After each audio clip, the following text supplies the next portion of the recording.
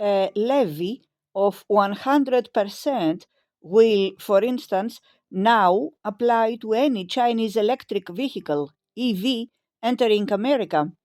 As American politicians resort ever more readily to tariffs, the range of rationales they offer has grown. To make sense of their thinking, it is useful to examine their justifications in turn.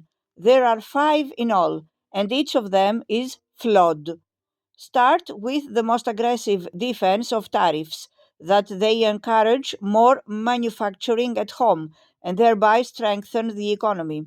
America must once again become a nation of producers, not just consumers, says Mr. Golden. Or, as Mr. Trump puts it, under my leadership, we're going to take other countries' jobs. But there is scant evidence of general tariffs providing such a lift to manufacturing. The share of factory jobs in the American economy has actually fallen since Mr. Trump first introduced tariffs as president in 2018. One explanation is that although tariffs may have discouraged some imports, they have probably also weighed on American production to the extent that domestic firms replace foreign counterparts. Tariffs draw scarce resources, both capital and labor, away from competitive firms and push them towards more protected ones. These downsides would be more extreme in the case of universal tariffs, especially if Mr. Trump opts for one as high as 20%, as he has suggested, taking America back to Depression era tariff levels. A second justification for tariffs is that they can serve as a big revenue stream for the government. As Mr. Trump is fond of saying, tariffs will bring in billions of dollars, which can be used both to pay down the federal deficit and lower income taxes. Strictly speaking, that is true. Customs duties do generate revenue. America imported about $3 trillion worth of goods last year. A simplistic conclusion would thus be that Mr. Trump's 20% tariff can raise about $600 billion per year, enough to pay for many of the tax cuts that he wishes to make. The trouble is that this is a static picture. When tariffs are increased, imports fall, lowering potential government revenue. Besides, retaliation from foreign governments would add to the headwinds for domestic producers now facing higher input prices. An analysis by the Penn Wharton Budget Model, a nonpartisan research group, found that an all out trade war would lead to a 5% decline in American GDP within a couple of decades, a recipe for lower government revenue. A third rationale is that tariffs bolster America's clout in trade negotiations. This is an argument that Robert Lighthizer, United States Trade Representative under Mr. Trump, USTR, made when hammering out a deal with China in 2020. It is also one that Catherine Tai, USTR under Joe Biden, has cited as a reason for keeping the tariffs on China in place. But the leverage from tariffs is not what it is cracked up to be. Consider the results from 6 years of tariffs on Chinese products. China has only become a more formidable exporting power during that time. More philosophically, the tariffs as leverage claim is contradicted by the arguments that they boost both manufacturing and government revenues. If tariffs are just used as negotiating leverage, the implication is that America ought to reduce them when trade deals are reached.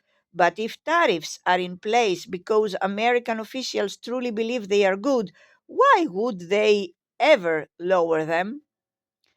Another justification, which has more credibility among policy types in Washington, D.C., is that if well targeted, tariffs can meet national security needs. When it recently increased levies on Chinese EVs, semiconductors, and solar modules, the Biden administration said that China's clout in such industries created unacceptable risks for America's economic security. America and other countries do have reason to fret about Chinese dominance of critical technologies, not least because of China's willingness to block exports during international spats.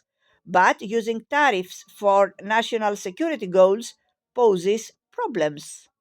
Invoking security becomes a convenient excuse for protectionism, as when the Trump administration placed tariffs on steel and aluminum imports from the EU and Japan. Moreover, a tariff is not exactly a robust defense against a true security threat.